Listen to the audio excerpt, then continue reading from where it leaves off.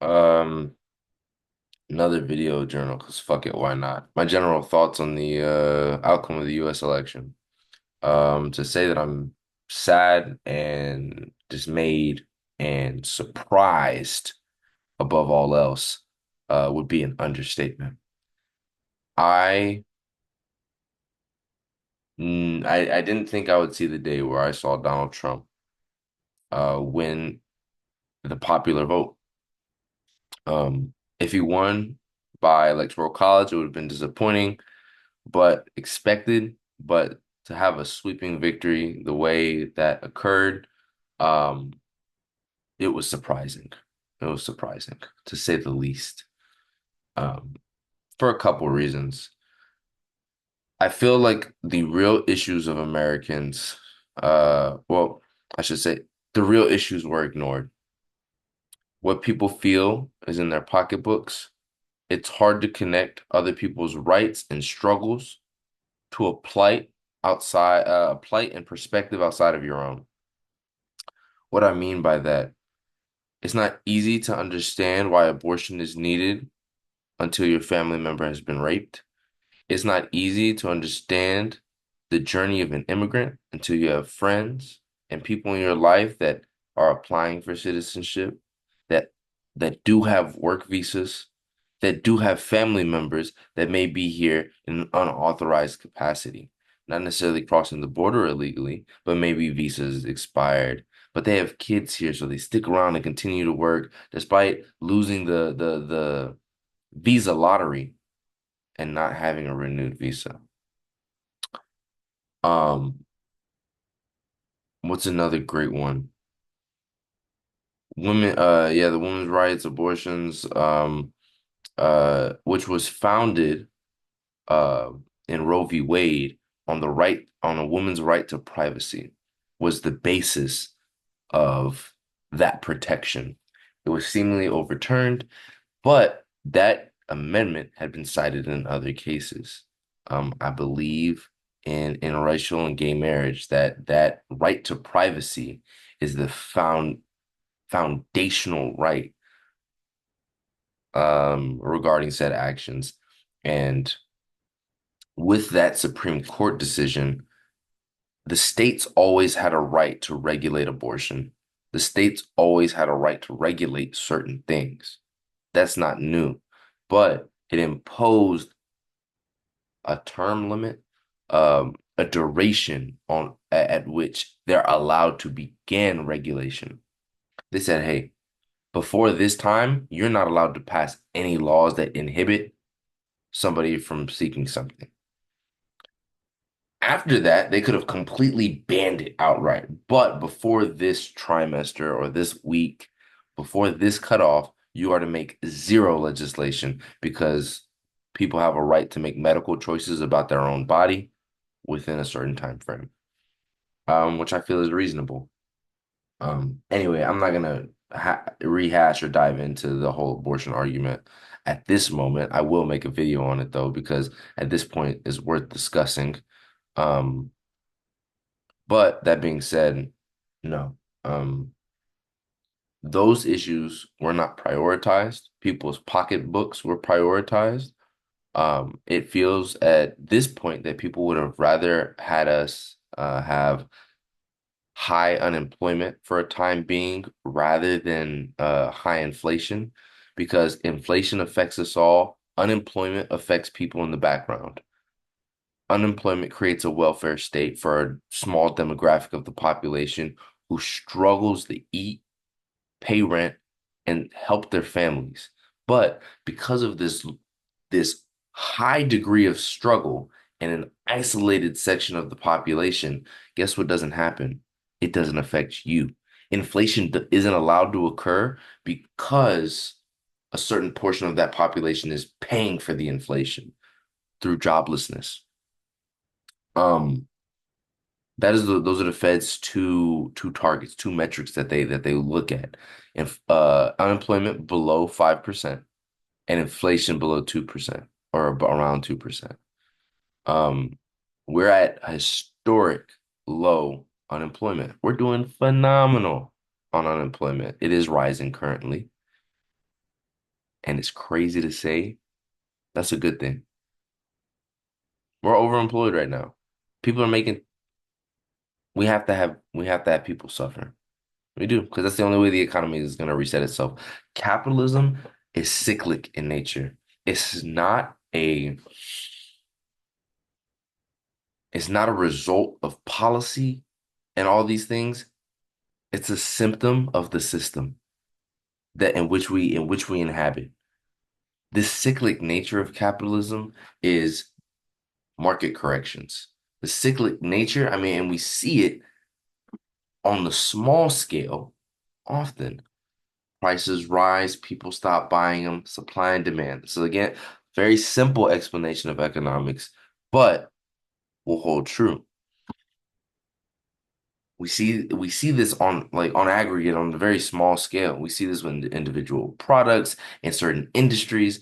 We see prices raise, as people make less money, we see investment and de-investment in various areas. Now, because of that, where was I going with that? Yeah, we see this de-investment. Okay. Um, and and it's cyclic. Now, when it occurs on an economy wide, a nationwide scale, a cyclic nature is painful. A cyclic nature is slow to watch. A cyclic nature is unpleasant. Capitalism unbounded will grow. It will grow and expand, and the potential for capital creation is damn near limitless. So, because we live in a mixed economy where it's not a planned economy, but we have planned elements such as government regulation, cap prices on insulin, which is probably a net good thing. I'm overall not a fan of price controls, but probably for certain remedies and things of that nature, it's important. Rent control probably wouldn't be in love with that, and things of that nature. But it's important to discourage monopolies and predatory markets that work together to cut out certain demographics of consumers or things of that nature. It's important to manage that because unbridled capitalism can turn psychopathic to a degree, where it's these people need this commodity, we'll charge them an arm and a leg for it. That's possible. And intervention in those instances is important. But for the most part, government should stay out of capitalism. Should stay out of the economy. Should stay out of individual dealings. I'm a fan of that. I'm a Republican in that sense. Economically, I'm a Republican, but I'm also a humanist. I believe in people's plight. I understand people's perception and perspectives. I understand the struggles that people go through. I don't know if it's due to a lack of education, a lack of open-mindedness, or a lack of opportunity in your life to meet other people, but it gives unempathetic, psychopathic, sociopathic, just don't give a fuck about other people. And I gotta say, I don't think that exemplifies Christian values at all, which is sad.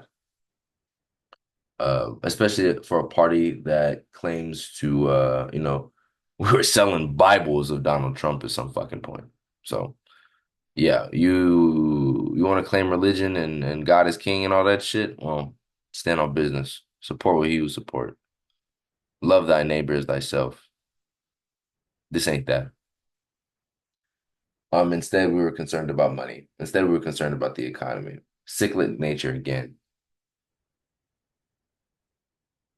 It has to reset.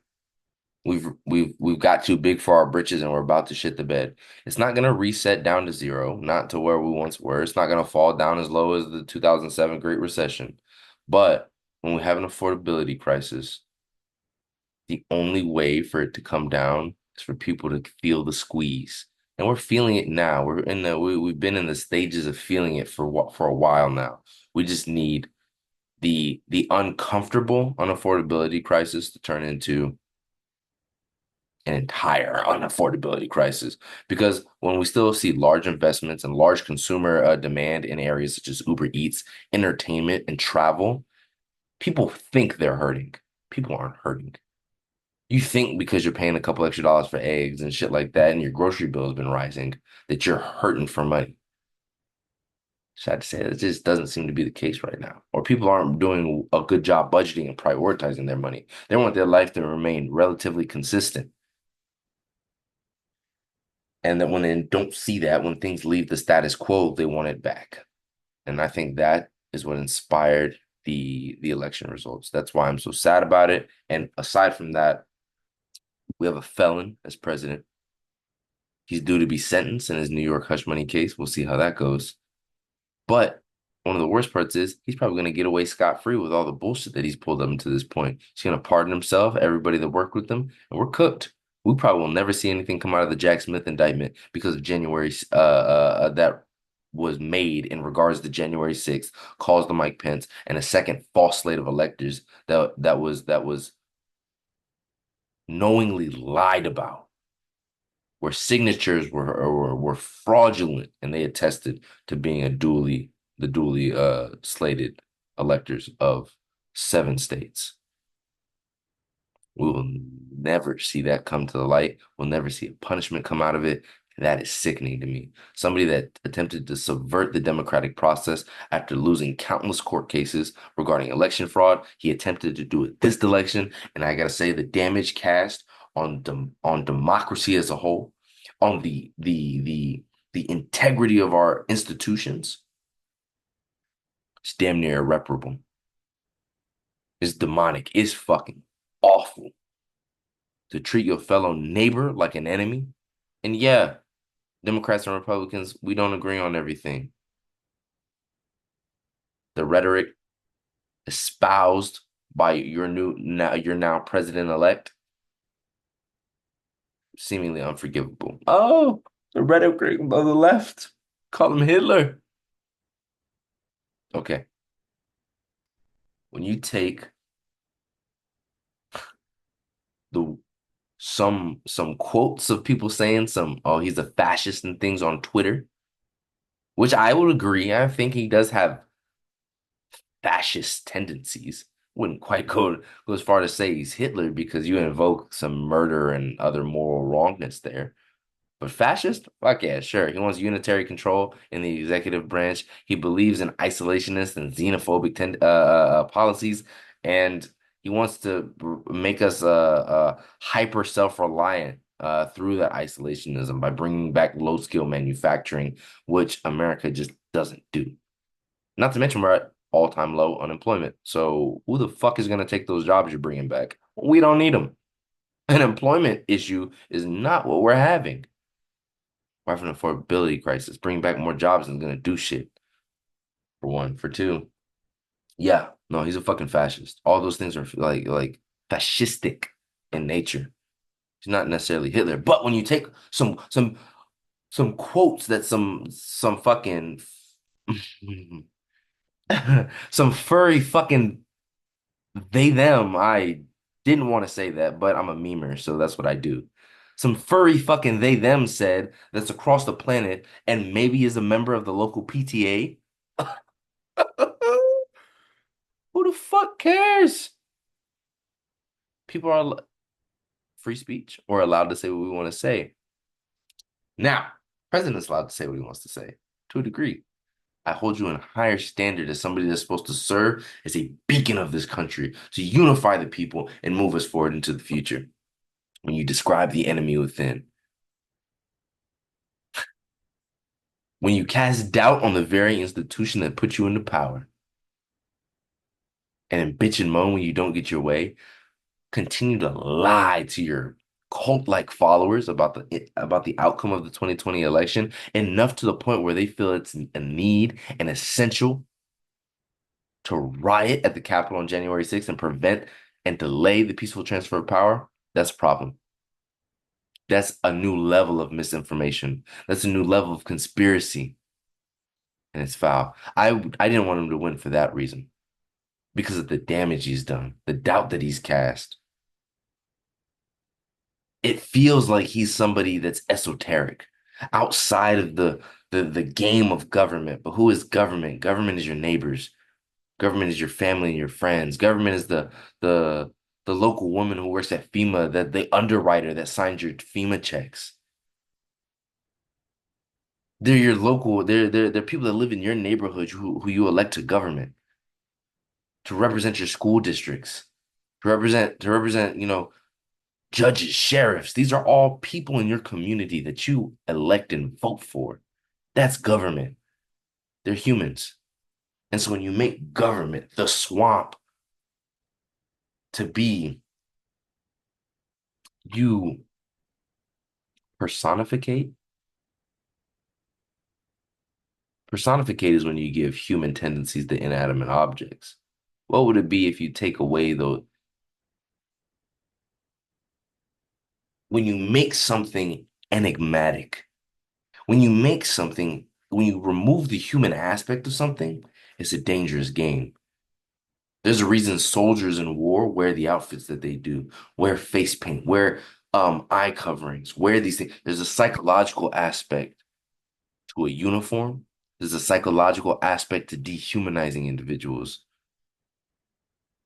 Because when people are viewed as just a piece of meat, when it's no longer individuals you're harming, but a number, a statistic, a shadow government, a entity, all of a sudden the killing doesn't look like killing anymore. Just saying. Um, I had to do a lot of thinking this election. I had to think about whether I was right in my thought process. Maybe there was something I was missing. I'm in the minority, at least of voters. I appear to be in the minority. Where did I go wrong in my thought process? What am I not connecting?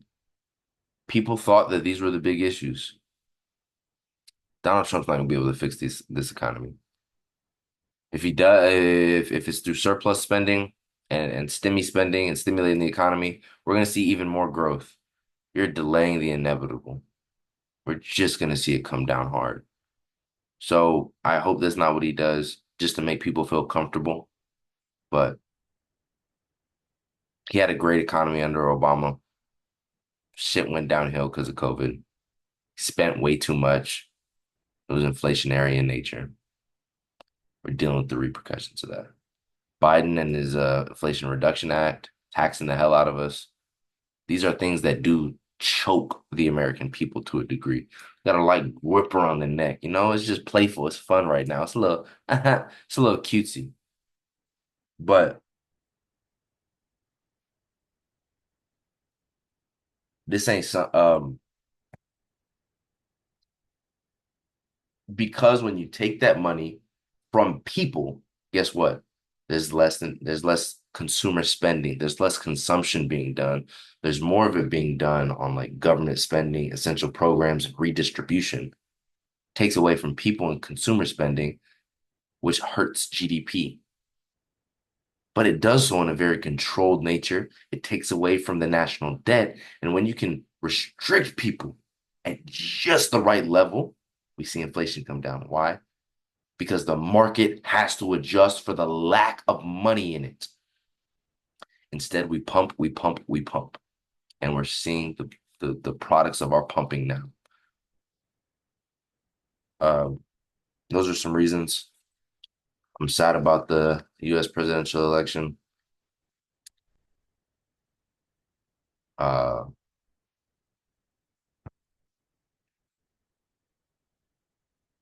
what else? Yeah, he should have never been able to run for office. The 14th Amendment, no, that's the Equal Protections Clause.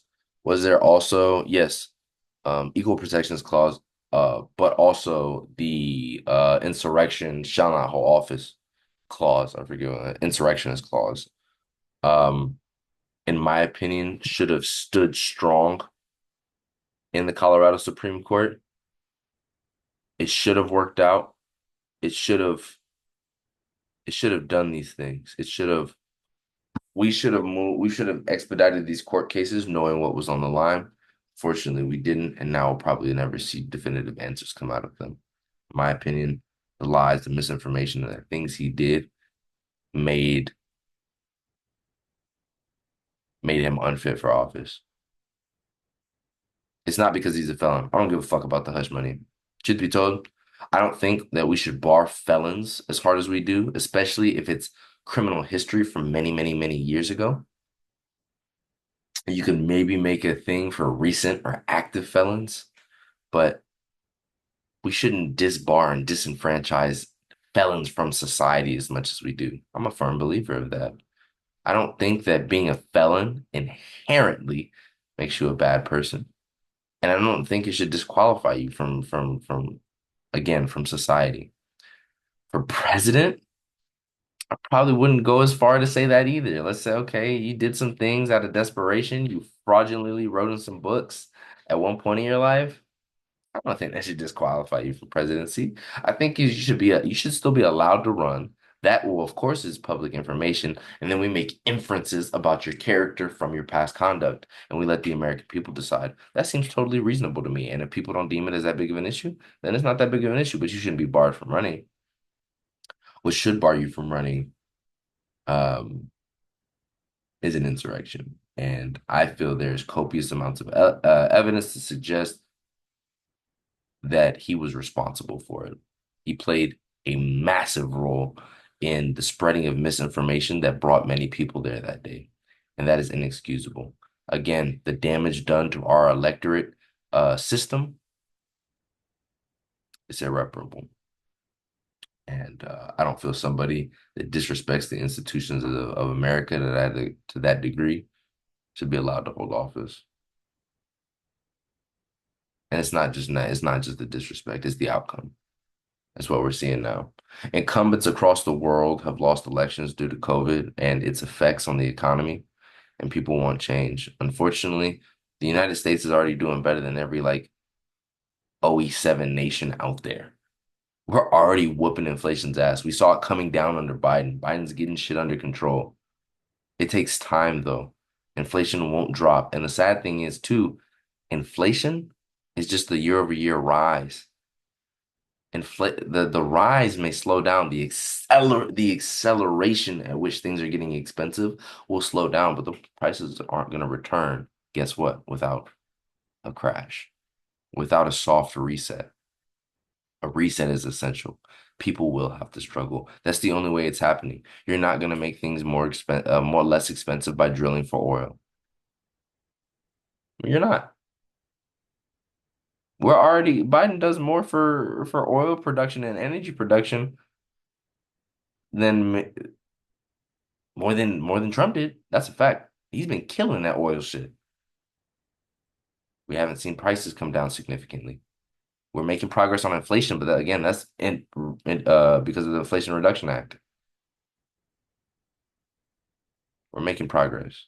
People don't have a good understanding of the issues. It leads them to make brass decisions, and because of your lack of understanding of the true problem and how to solve them, your lack of understanding regarding economics, various policy effects, and how it actually pans out in economics, um, your limited worldview, and your lack of civics. Quite frankly, I can understand why the things that this person says sound good. Tariffs, terrible fucking idea. Bringing back more manufacturing, already stated, on the lowest unemployment we've had in a long time. It's rising right now, sure, but we're still well under the 5% mark.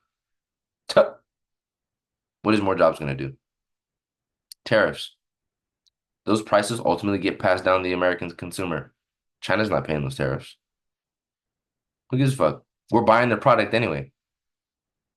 They're not paying that. And guess what? If you mark it up to such a degree that we're forced to do in-house manufacturing, guess what happens?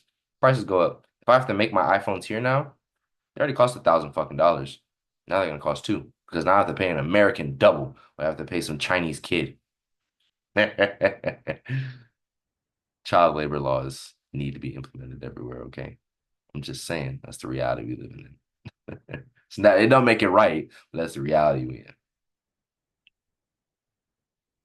Okay. You can make an argument that yeah, we shouldn't allow governments to extort, sorry, companies to extort the lack of laws in other areas.